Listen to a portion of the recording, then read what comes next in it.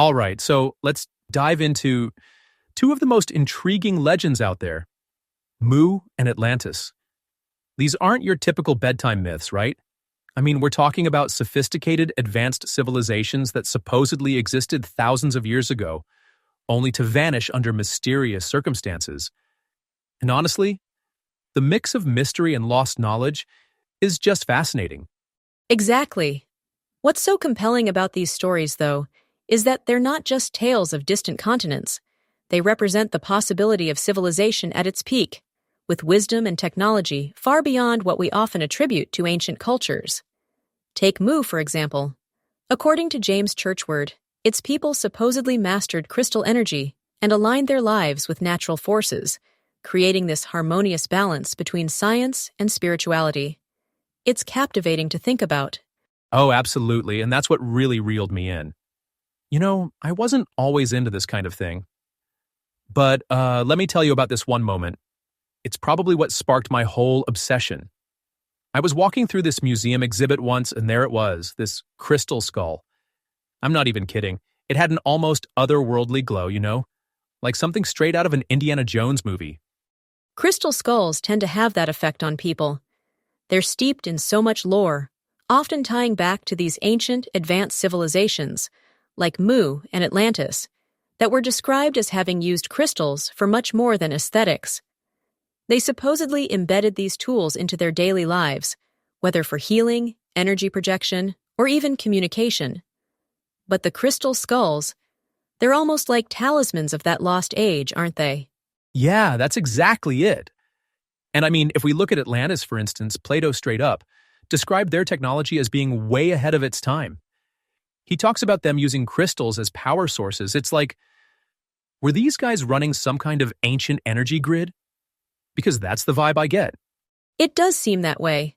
And while Plato's account frames Atlantis as a cautionary tale of pride and moral decay, esoteric traditions, like those from Edgar Cayce, expand on this, imagining the Atlanteans as these brilliant, almost otherworldly intellects who combined science and metaphysical knowledge. Their ability to harness energy is one of the reasons they're linked so closely to crystal technology. It's a fascinating overlap with what we see in stories of Mu. Totally. Both civilizations are credited with this knowledge it's almost like a lost art or a forgotten science. And it makes you wonder, doesn't it? Like, could they actually have been in contact? Could Mu and Atlantis have been part of some kind of, ancient global network? That is one of the most intriguing questions, isn't it? There are even theories that suggest some kind of overlap in their philosophies. Mu, for example, had a spiritual philosophy centered around harmony and balance, deeply tied to Earth's natural energies. And Atlantis combined scientific innovation with this idea of universal cycles, resonance, and spiritual growth. It's almost as if they were trying to achieve the same goal, but through slightly different methods. Right. Two different paths trying to reach the same mountain. And it's wild to think about how these ideas might have influenced cultures around the world after the supposed collapse of these places. Absolutely. I mean, fragments of these ideas could have been passed down over thousands of years, woven into oral traditions and myths, or even embedded in early civilizations like the Maya or the Egyptians. It's a legacy that continues to captivate us today. Which brings up another fascinating layer, their leadership, their societal structures. I mean, Mu reportedly had these matriarchal councils and crystal technocrats, and then Atlantis was all about priest kings and scientist priests. Picking up from what we were saying about their leadership, let's really dig into how these two societies functioned. The contrast between Mu and Atlantis is fascinating. On one hand, you've got Mu, with its matriarchal councils, wise elder women leading the charge alongside these crystal technocrats. It feels almost egalitarian, doesn't it? It does. Mu's societal structure is often depicted as being profoundly collaborative, almost utopian. The idea of crystal technocrats, for instance, managing their energy systems while priestesses guided spiritual practices, aligns with a deeply interconnected philosophy. The power wasn't concentrated. It was shared in service of harmony, with councils making decisions collectively. Yeah, and then you look at Atlantis, and it's practically the opposite, right? Total hierarchy. You've got these priest kings sitting at the top, wielding both spiritual and scientific power.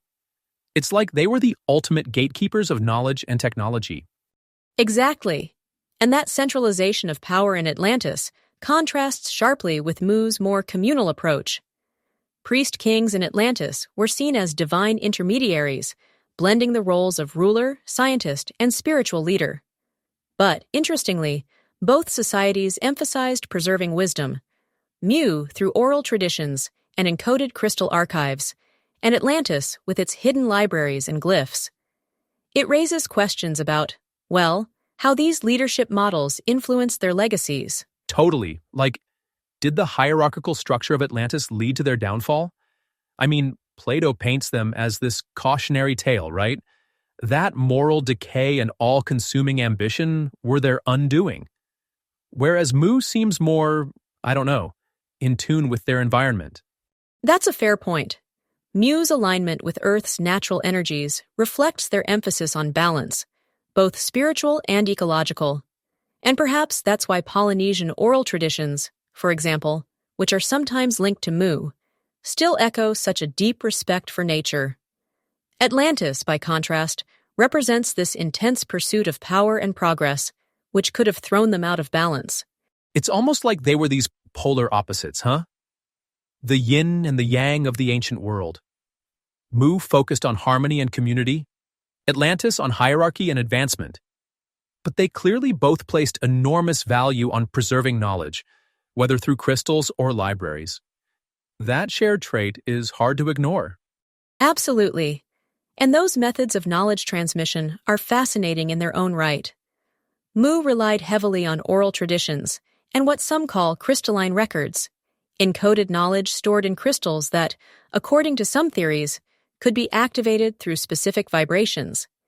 Atlantis, on the other hand, seems to have developed a complex written system, potentially tied to their glyphs and the fabled libraries, which were said to house everything from scientific discoveries to metaphysical principles. Right, and if there's one thing we've seen over and over, it's how oral traditions, and even some of this encoded knowledge, survive in ways we don't always recognize. It's like these ancient societies knew they were, passing something down for the future. Almost like they expected it to last, even through devastation. That's one of the most enduring aspects of their stories, isn't it? Despite their stark differences, both civilizations seem to approach knowledge as sacred, a gift and a responsibility. Whether through priestesses preserving oral tradition or priest kings archiving texts, the idea of safeguarding wisdom for future generations was central to both societies. Right, and speaking of how sacred knowledge was preserved, it's fascinating to think about how their influence might have rippled outward. Like, could the ways they safeguarded wisdom have left traces across oceans? These subtle breadcrumbs hinting at something greater? Absolutely. If we consider the traditions and remnants tied to their stories, it does suggest some form of expansion or legacy. Take Mu, for instance. Polynesian oral histories often hint at an ancestral homeland that sank beneath the sea, and Easter Island's Moai statues are frequently connected to this narrative. The idea is that they're not just monuments, but guardians, keepers of energy or gateways to some kind of lost knowledge. Right, and honestly, those statues are incredible. I remember reading about a conference where archaeologists butted heads with alternative historians over their origin. It was like this wild debate. One side saying they were purely ceremonial, the other saying they had to be tied to Mu. I mean, their sheer size and the logistics of moving them across the island? That's next-level engineering. It really is. Mainstream theories attribute the Moai to the Rapa Nui culture, which had extraordinary ingenuity. But for those who tie them to Mu, there's a belief that they were positioned on energy nodes, almost like a crystalline grid system. And that ties directly into the advanced navigation and resonance technologies Mu was said to have mastered. And then there's Atlantis, right? We're talking colonies in Egypt, the Mediterranean, maybe even the Americas. Some fringe theories suggest they brought pyramid building techniques and advanced metallurgy to these regions. Like, did they use sound frequencies to move massive stones? That idea seriously blows my mind. It's fascinating, isn't it? If we look at Egypt, for example, Atlantean influence is often linked to their sophisticated astronomy and alignment of sacred sites with cosmic cycles. It fits with Plato's portrayal of Atlantis as this naval superpower with unparalleled technology. Those connections to the Mediterranean and even Mesoamerica suggest cultural exchanges, or perhaps parallel developments, that align with their supposed strengths in navigation and construction. Right, and you can't ignore the shared emphasis on crystals, right? Both civilizations supposedly relied on crystal energy systems, not just for power, but for communication, healing, and even spiritual work. It's like they were tapping into something we still don't fully understand.